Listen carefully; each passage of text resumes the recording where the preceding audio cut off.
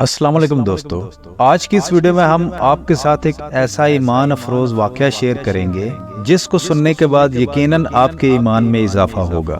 ایک دن صحابہ کرام رضی اللہ تعالی عنہ کی جماعت سے حضور نبی اکرم صلی اللہ علیہ وآلہ وسلم نے بڑا ایمان افروز سوال کیا، تمہارے نزدیک کس مخلوق کا ایمان عجیب ترین ہے؟ صحابہ کرام رضی اللہ تعالی عنہ نے عرض کیا، یا رسول اللہ، فرشتوں کا۔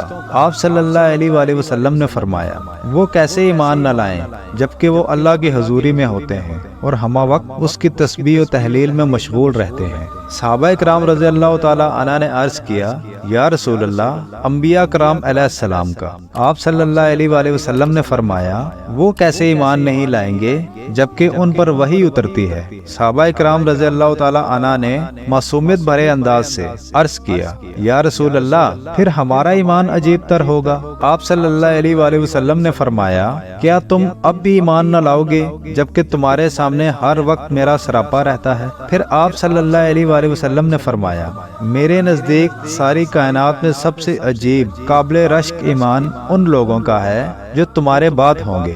وہ صرف اوراق پر لکھی ہوئی کتاب دیکھیں گے اور اس پر ایمان لے آئیں گے۔ سبحان اللہ۔